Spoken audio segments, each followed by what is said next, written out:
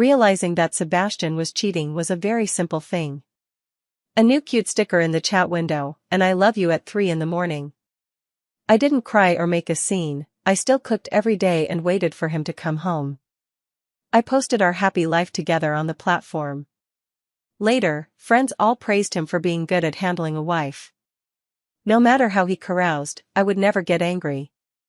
Sebastian, however, looked sullen. He thought of my increased step count in apps, the vanished check-ins, the sudden early nights. Almost immediately, he abandoned the woman he'd been entangling with for days and came home ahead of schedule. But the one who opened the door was not the woman who every night tenderly brought him hangover soup, but his own half-brother he loathed. He had finally gone mad. Sebastian didn't come home until midnight. The moment I took his coat, I smelled a trace of a woman's perfume. I frowned. Not pleased, he sneered. Or how about this? I fire every woman at the company, stop going to work, turn down every drinking invitation, and stay at home with you every single moment. I pressed my lips together and lowered my lashes. Seeing the steaming dishes on the table when I came in, his expression softened a little. My little ancestor.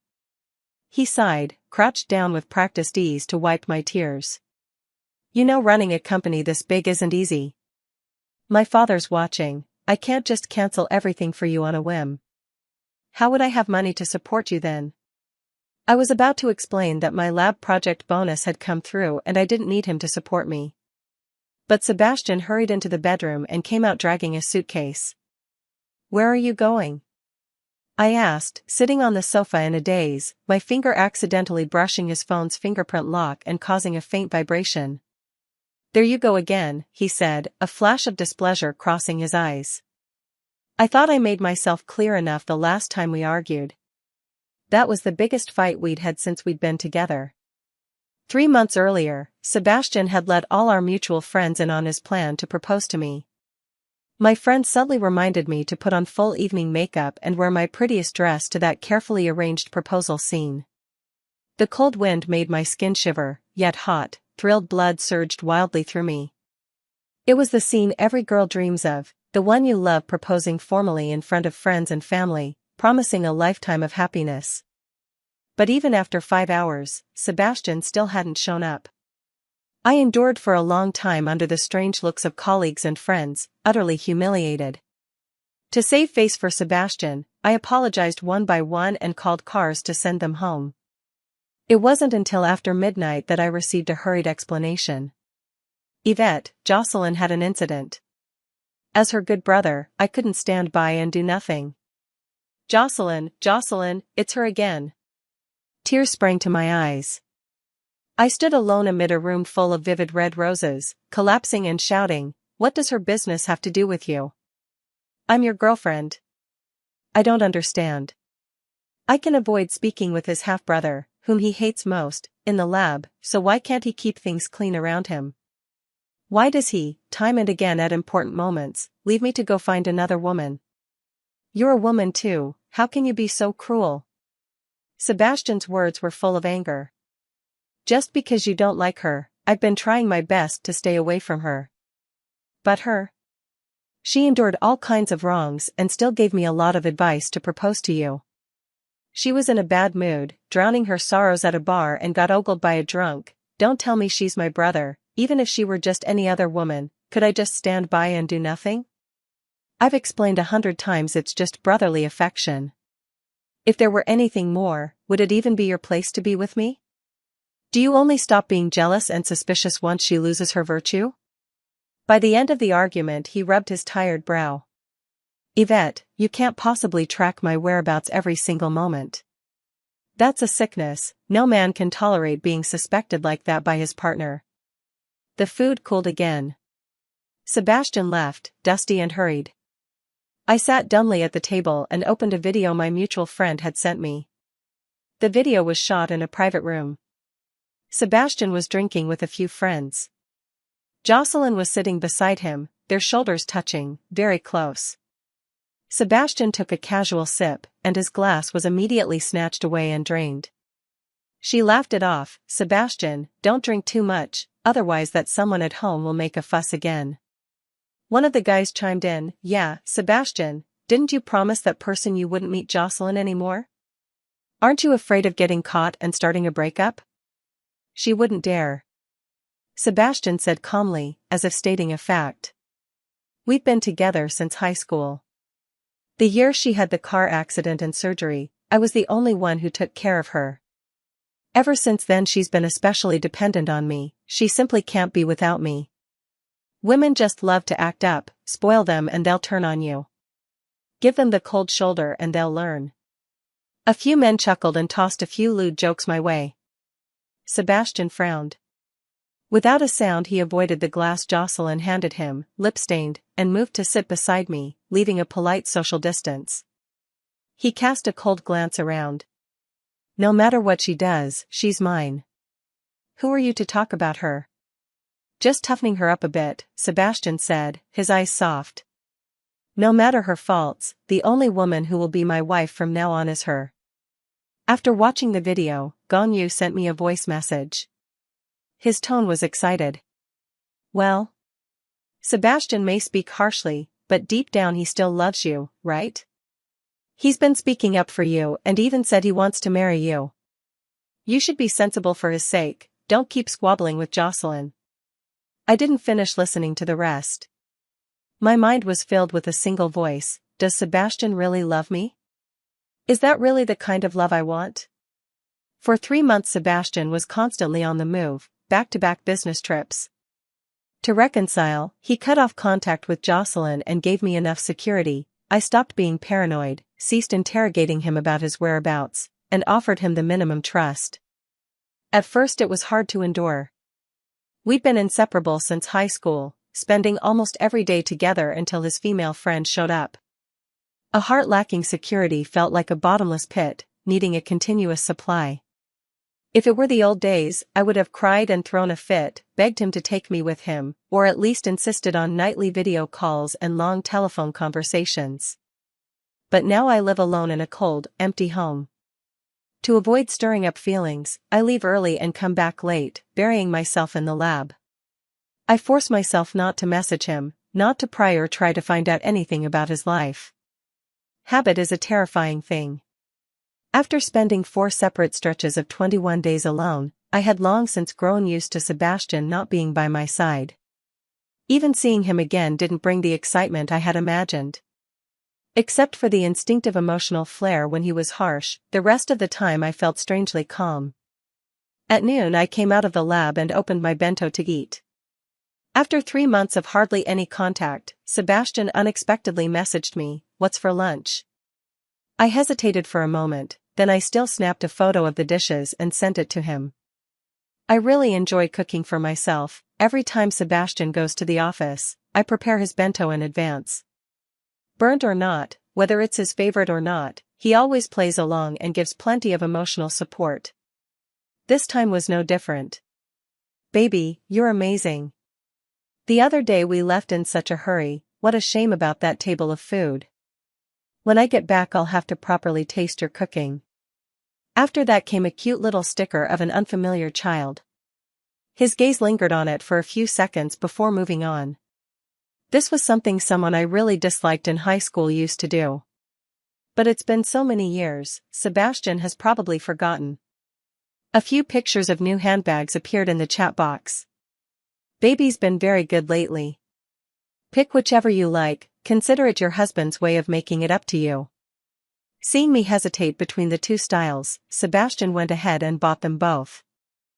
It's normal for a guy to give gifts to make up after a fight. But I felt a subtle wrongness. For example, he normally replies instantly, but just now he took half an hour to answer several times. No matter how badly we used to argue, or how good our relationship was, he had never once given me 2 bags at the same time. A memory sprang up out of nowhere. A month ago he had suddenly called me at 3 in the morning, drunk. Through the sloshing sounds, he told me, "I love you." I had thought it was his true feelings spilling out because he was drunk. Now, my chest hurt. My sixth sense has always been accurate.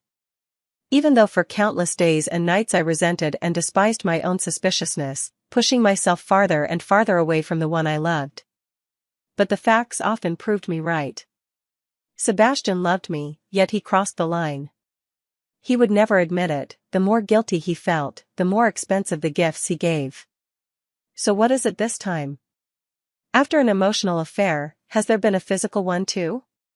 My thoughts in turmoil, I reflexively sent "What are you doing?" Then, sensing something, hurried to retract it and rewrote an explanation. Sure enough, there was a bright exclamation mark before the message I had sent. He was still so sensitive to those words. I sighed. After so long of working things out, we still weren't right for each other. I became paranoid, he became frantic. We had thought that if we couldn't be a couple burning with passion, at least we could remain respectful to one another. But now, I suddenly let go. No matter how much money, no matter how much love, I simply could not accept a third person being brought in. He had touched that part of me I cared about most, the borderline that verged on obsession. I didn't really resent him, after all, he was the one who stayed with me when I was at my lowest. In high school I was bullied so badly it ended with the police being called. When my parents came to the school they blamed me for making trouble. It was Sebastian who stayed by my side, comforting me and helping me out of the shadow. I had an unexpected car accident. He flew overnight across half the country to be with me, stayed through my operation, and when I was at my most miserable he didn't recoil. He stripped off his own clothes to tend to me for half a month. When I was losing weight and sinking into depression while studying for my postgraduate exams, he kept encouraging and supporting me, running all over town just to buy my favorite sweets. Thinking of that, I dialed the number that was etched into my heart. I wanted to have a proper talk with him, to know who that woman was. Even if he had truly fallen for Jocelyn it would be okay, I could let them be, I wouldn't make a scene anymore, they wouldn't have to hide. After a peaceful breakup, I could live my life well. The phone buzzed. But two familiar figures suddenly appeared in my sight. The lab had moved to a new location, and opposite it stood a 5-star hotel. Sebastian stood at the entrance with a cold, icy air, holding a pretty, delicate girl in his arms. It was Kiara, the same one who had led the bullying against me back then. The air fell deathly silent, as if invisible hands were gripping my heart. I watched helplessly as she smiled and leaned in to kiss him on the lips. Sebastian tilted his head. Don't be dramatic. You said the same thing 3 months ago, and yet you softened and stayed with me. The kiss that pressed in again wasn't avoided, it deepened. He'd never liked being affectionate with me in public, yet at this moment he indulged her mischief.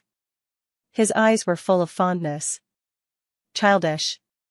Only when he saw the caller ID did Sebastian frown slightly and push her away.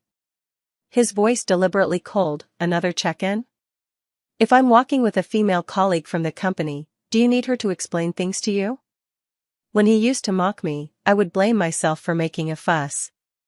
But now, the words "part amicably" are lodged in my throat, I can't swallow them, I can't let them out. Rage tore at my chest.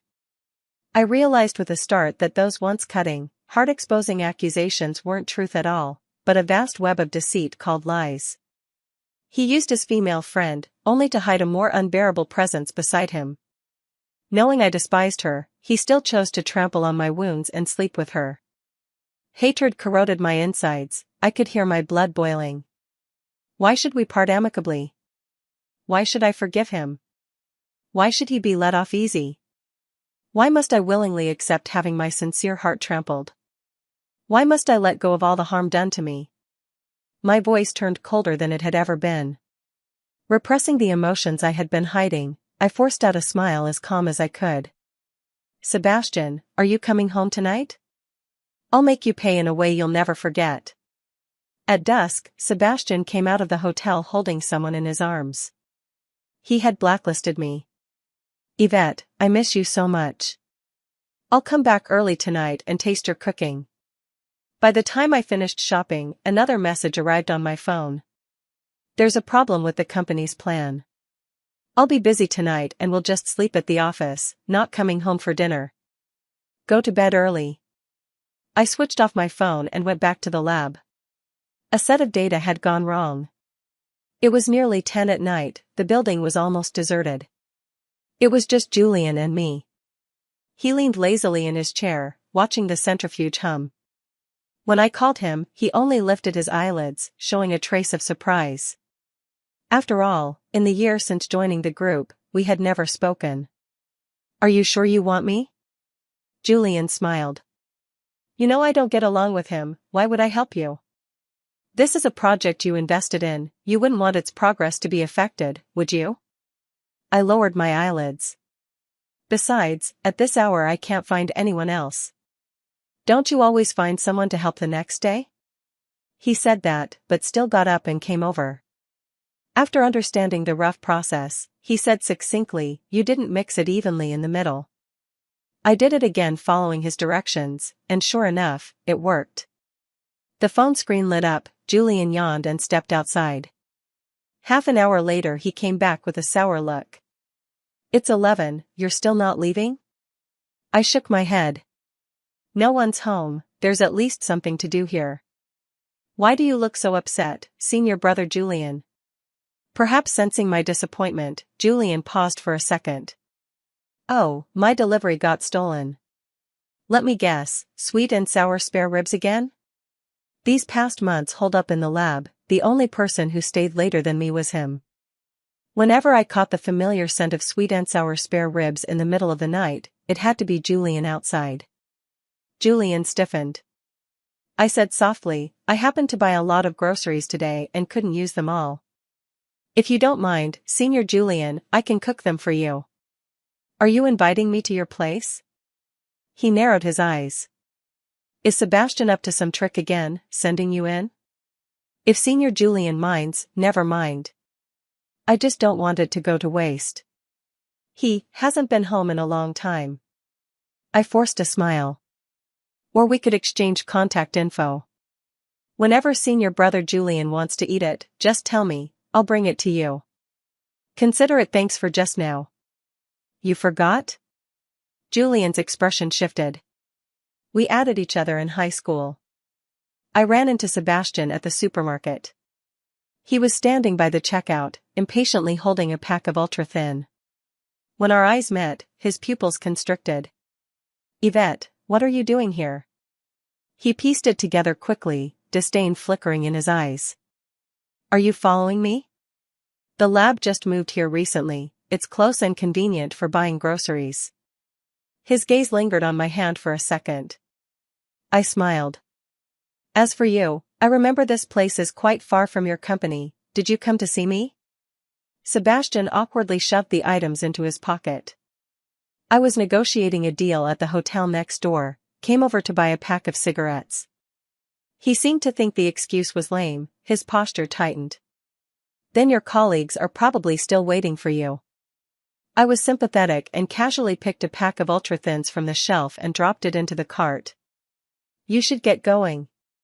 I probably won't be back tonight. He found it hard to say, Yvette, don't bother cooking, go to bed early. Okay. Sebastian pressed his lips together and left, a series of transfer notifications chimed moments later. Within seconds, a tall man who looked somewhat like him emerged from the other side. Cradling several boxes of fresh beef, he raised an eyebrow at me. Teasingly, Yvette, if you want to support me with your husband's money, I won't object. The cashier slowed the scanning, eyes flicking over us. I kept my face calm. Not having ribs tonight? People who accept favors should keep quiet, today I'll show you a trick of my own. After settling the bill, a small box lay quietly on top of the shopping bag. Damn. Julian's ears flushed, and he muttered under his breath. She really did treat me like a tool to get back at him. Yvette has become noticeably more sensible lately. Sage time. Sebastian lit a cigarette on the balcony. When he called Yvette tonight, Kiara deliberately leaned in to speak. Honestly, his heart skipped a beat for a moment. Back when Jocelyn was around, Yvette used to get hysterical like that. If she had recognized Kiara's voice, he couldn't imagine what would have happened. But Yvette showed no reaction, she was gentle. Is that your colleague beside you? Focus on your work. Tell me when you're free, and I'll make you something delicious then. Guilt rose in Sebastian's chest. He sent Yvette a few more transfers. After hanging up, he pushed the instigator onto the bed and punished her harshly. He knew Kiera had done it on purpose. Since the day he ran into Yvette at the supermarket, he understood why Kiera had chosen such a distant hotel. Obviously, they could have done the same thing in the company office. 3 months earlier, he had met Kiera at the company. After a long time apart, she arrived engaged to a man who did not love her. Pushed into the mix through the partnership between their two companies, she was never visited, his heart belonged to another woman. Sebastian knew he should keep his distance. But that night, with tear-filled eyes, Kiera told him she had been abandoned by her husband on their wedding night. Blinded by emotion, he took her completely. In the midst of passion, Yvette called. He didn't answer. If he had picked up, it would have led to endless fighting. He loved her without a doubt, but he also hated her detective-like suspicions. Because she was always right. They were each other's first love, and marrying her was written into Sebastian's life plan. But he didn't want her to be the only woman he'd ever had in his life. With a secret streak of vengeance, he sabotaged the proposal. Then he deliberately picked a huge fight with her, diverting the blame elsewhere. He would no longer get too close to Jocelyn, and Yvette in turn began to restrain her mistrust. Like Pavlov's dog, as soon as Sebastian frowned she immediately searched herself for faults. As time went on, their conversations dwindled to just a few repeated lines. "Will you be back for dinner tonight?" "I've got plans tonight, won't be coming back." "Alright, I'm going to sleep first." But when she truly stopped calling first and took no interest in his comings and goings, Sebastian suddenly felt hollow, as if something were missing. He ran into Yvette and their fellow disciples having dinner at a restaurant. Seeing Kiera behind him, Yvette froze for a moment. Sebastian's palm was almost sweating. It was just a company dinner. "She's a colleague, someone the partner company insisted on bringing. I couldn't help it." Yvette neither cried nor got angry, she believed him so easily. He could hardly believe it and suddenly felt a flash of irritation. How could she remain so unmoved? This was the person she hated most. Why didn't she care? Why didn't she make a scene? Just as Yvette showed the hint of a smile, Kiera suddenly looped her arm through his. Sebastian frowned and shook her off. She was always so boldly licentious, bringing herself countless novel experiences. But when it came to making a scene in front of Yvette, that was out of line. No matter how he played around outside, in the end he would only have one person to marry. With a hint of expectation, Sebastian thought Yvette would surely be angry this time. But she still smiled faintly. "Enjoy your meal, senior brother is urging me on, I'll be going first." A few old friends agreed to watch the meteor shower and wait for the sunrise. Sebastian brought Yvette along.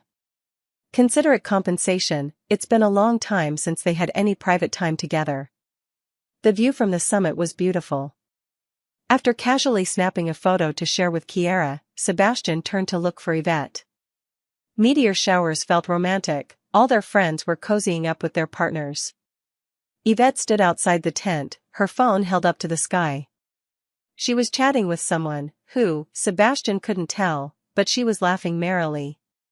He hadn't seen that kind of smile from her in a long time. Who was she talking to? The thought popped into his head, and he simply asked. "A friend," Yvette said, taking out her earbuds and turning off her screen, half joking. "Sebastian, why are you so nervous? You don't really think I'm cheating on you, do you? How is that possible?" He reflexively protested. "Good then. We're going to watch a movie together online tonight, so go to sleep first." Sebastian stood frozen, hesitated for a few seconds, then gritted his teeth. "Fine." Doubt took root in his heart, he suddenly understood a little of how Yvette had felt back then. But Yvette loved him so much, how could she possibly have fallen for someone else? He saw her account every day. Yvette would photograph every dinner she cooked for herself and post it on the platform to share. The captions always felt sweet. Even if those meals went cold because he didn't show up, the affection was always there. There were always many people cursing her under the posts, because Yvette had once posted a photo from his company. Netizens recognized his identity and flooded the comments, calling her a delusional wife and accusing her of staging photos for clout. Yvette wanted to visit the company again to prove herself, but Kiera had just arrived then, and he helplessly refused her. To this day, her account is still besieged by insults. Yvette had been behaving very well lately, Sebastian thought. Perhaps he should find an opportunity to help her. The phone lit up. It was a message from Yvette. Something came up at the lab. I won't stay for the sunrise and will head back first. She wasn't there, and Sebastian left with a dark face. He called Kiera to vent his suppressed anger, only then did his mood lighten considerably. Kiera wanted to come over and kiss him, but he frowned and dodged. She complained, "Why are you so impatient? Making me feel like I was summoned or something." Sebastian stubbed out his cigarette, cold. Isn't that so? Apart from Yvette, other women meant no difference to him. At 3 a.m, Sebastian called me. What are you doing? There was a glitch in the experimental data. I'm busy in the lab. Can we video call? I asked, puzzled. Why? I'm really busy right now. But Sebastian insisted, take the video. The moment the call connected, a tall man happened to walk by. He blurted out, who is he? An older apprentice. Julian suddenly called to me, Yvette, come over and look at this. Sebastian's voice shot up, how could he be with you? Calling you that? We're from the same school, everyone calls each other that, I snapped impatiently. Are you doubting me? Sebastian, you don't trust me? I'm not. His tone softened, though his face remained sullen. You shouldn't be so close to him, Yvette. He destroyed my family, how could I possibly tolerate that? This is just work, stop making a fuss, okay? I said coldly. How about this? I'll simply stop talking to every senior in the lab and spend the rest of my life as a mute keeping you company. Sebastian was left speechless, silent for a long time. Yvette, that's not what I meant. Go to sleep early. I hung up the phone. Sebastian sent me a lot of messages and kept transferring money. The next morning I didn't reply, I only accepted the transfers. When I returned home, Sebastian was there too. Clumsy and awkward, he made breakfast and put the only perfect egg into my bowl. Yvette, I'm sorry for all the times I missed the dinners you made for me. He courteously pulled out my chair. I specifically cooked to apologize. The new bags and clothes for this season will have the designer dropping by this afternoon. Thank you, but I've already eaten. I pressed my fingers to my brow. The lab project has made progress recently, the workload's gotten heavier and I'm exhausted. You eat by yourself. Yvette. After a moment's hesitation, Sebastian said cautiously, it was my immaturity before that made you feel unsafe. I've thought it through, let's both install a location app on each other's phones. He took my hand, gentle, whenever you want to find me, you'll always know where I am, okay? My eyes were complicated, in the end I agreed. On Friday, the Chishi festival, Sebastian deliberately left work early to spend the evening at home with me. He cooked a few dishes, then took a call, his expression troubled.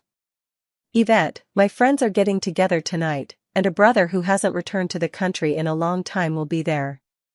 I might have to go. Actually, thinking about it, Chishi isn't really a lover's holiday, at its core it's.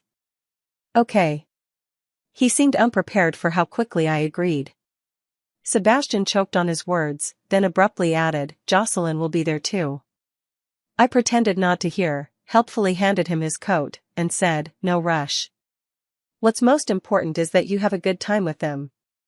He stomped out in a huff. He hadn't been gone more than a few minutes when the doorbell suddenly rang. Julian carried a gift, his face bright with a smile. Yvette, happy Chishi. We haven't seen each other in 2 hours, did you miss me? In the private room, Sebastian looked sullen.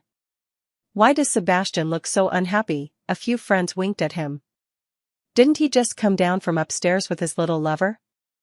A few hours ago, Kiera contacted him out of the blue. Her husband had shown up at the club with his first love, and they ran into each other. Inevitable tensions flared between the two women. The husband sided with that other woman and slapped Kiera. Sebastian rushed over to back her up. By the time he arrived, only Kiera remained.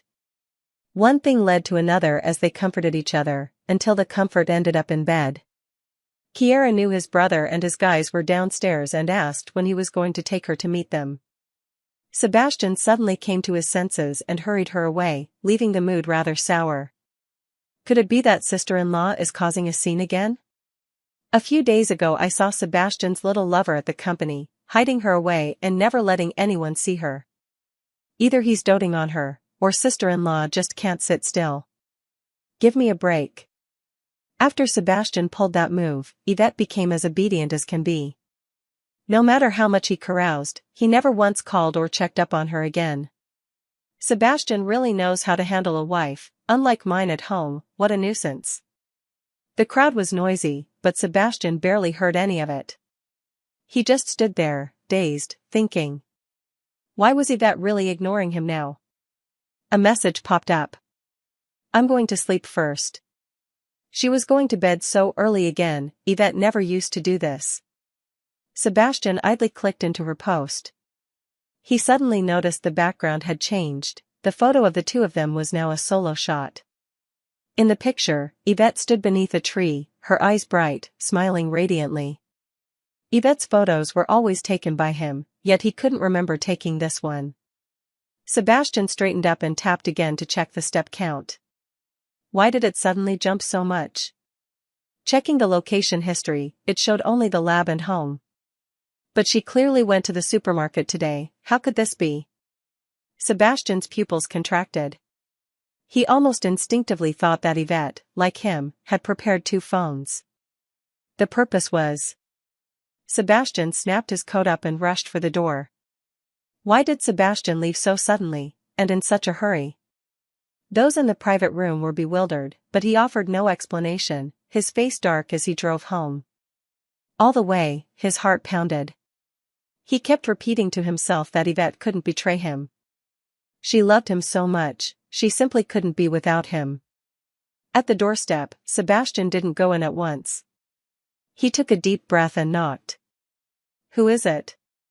Yvette's gentle voice came from inside. Sebastian let out a breath. The door was slowly opened. Sebastian also lifted a smile. But his older half-brother stood in the doorway, startlingly there. The color drained from his face in an instant.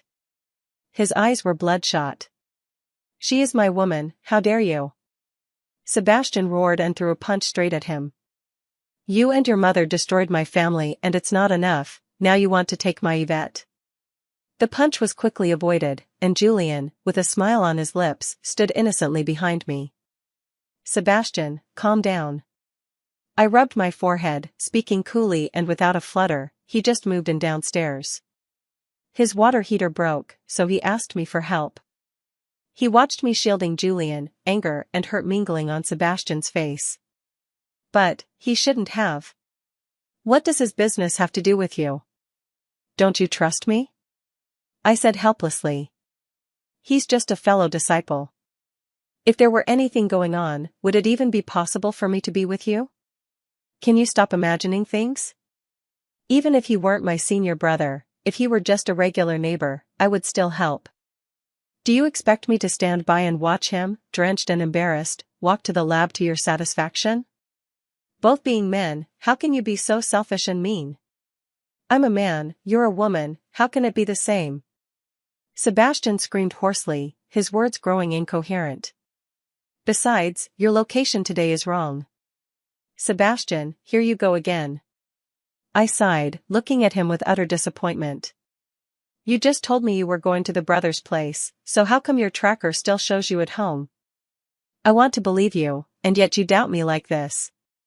Sebastian, you can't possibly be tracking my whereabouts every single moment, that's a sickness. No woman could bear being insulted like this by her partner. I slammed the door and left without hesitation. I went to Julian's apartment. In a fit of spite I kissed him on the sofa. Water gurgled, and my phone suddenly lit up with a call from Sebastian. Buzzkill. The dissatisfied man flung the phone aside. After things felt a little too much, I pushed him away. Shaking my head, I said, I can't go on. Why? Julian swept away any pretense of detachment from earlier and hugged me tightly, alert. Could it be you still have him on your mind? I hesitated and said, I feel this is unfair to you. He joked, how is it unfair? I hate him, you hate him, aren't we a match made in heaven? It's fine if you use me, I quite enjoy getting revenge on him with you. Or are you saying you hate me too? Of course not. At first I didn't care, but now, it's because I like you that I feel it's unfair to you. I smiled gently. I just think a good relationship shouldn't start in such a messy, improper way. All right, Yvette, I'll wait a little longer. Julian's eyes burned. But if you really toy with me and then abandon me, you're finished. Sebastian has been coming home every day lately. He skirts the subject, asking where I went that night. Why is it that even though he wasn't home before, my account posted dinner photos showing 2 sets of chopsticks? Is the lab really so busy that he can only reply every 12 hours? But the moment I gave a disappointed look, Sebastian, like Pavlov's dog, instantly apologized and fell silent. It's absurd and ironic, just returned to him exactly what he did, and Sebastian can't accept it. According to the detective's report, he hadn't really settled down. One moment he was still at home with me, and the next he was off galloping through a night of passion. How disgusting. The lab finally produced results. The day we celebrated happened to be Kiera's birthday. I told Sebastian, I'm not coming back tonight. Julian won't be there either, will he? I frowned. You're at it again. Sebastian slammed the door and left in a rage. Whether to vent or to spite me, he even took Kiera home with him. Watching that on the surveillance footage nearly made me laugh out loud. Yvette, your new post is blowing up. At the table, Julian quietly tapped my hand to get my attention. The comments section was in an uproar, a complete mess. How can someone be so stupid as to post their executive partner's payslip and show off? Hey, your husband might lose his job, happy now? My God, I'm speechless. All that just to troll and prove your boyfriend's identity, and you made such a huge mess. Could the beloved wife just disappear from this world? Go die chasing clout. I'm in the industry and I know your so-called partner, he already has a girlfriend, okay? She's even at their company. Julian kept pouring oil on the fire below, posting a few hard-to-swallow lines and deliberately sparring with netizens. He completely detonated the thread. In the end, I directly posted my home address in the comments and said it so only followers could comment. Pinned at the top, you're all just jealous of me. My husband loves me, and I'm the only one for him. Even if he found out, he wouldn't blame me. I'm out having dinner with friends right now, he's surely at home waiting for me like some statue longing for his wife. Immediately someone jumped in. Believe her and you'll be out of luck. I live next door, the man just carried the woman inside a moment ago, and the lights are still on. As if they'd uncovered some earth-shattering gossip, a well-known gossip blogger instantly picked up the trail. He offered to go check it out in person. I refused to accept it and gave them the house code. The few people carrying camera equipment soon appeared at the villa gate. They opened the door cautiously, then burst in one push. 10 seconds later, a scream erupted inside the villa. The video went viral online. My account blew up instantly. Sebastian was in deep trouble. Employees leaking salaries without permission was one issue. Kiera's husband being in the military and him violating a military marriage was another. Sebastian's current company is an important division of the Shin Corporation. With such a scandal, the company's market value took a heavy hit and years of hard work were almost entirely wasted. His goal all along had been to build a career, to surpass Julian, to make his father proud, and to return to headquarters with rightful authority. But now it was all ruined. When they met, his lips trembled. Yvette, how could you post that information? Didn't I say I'd help you? I was even more indignant than he was. Sebastian, how could you get involved with Kiera? You know perfectly well how much that hurts me. That was just an accident. She was lonely in her marriage and seduced me. I don't even like her, I only made the mistake every man makes. I felt wan and sorrowful, and slowly told what I had learned. In senior year, she led the whole class in isolating and bullying me. After I called the police and made the local headlines, who was it that comforted me on one hand and helped her suppress the matter on the other? I met with an accident, and you took care of me for half a month without ever telling me who the perpetrator was, because that person was her, wasn't it?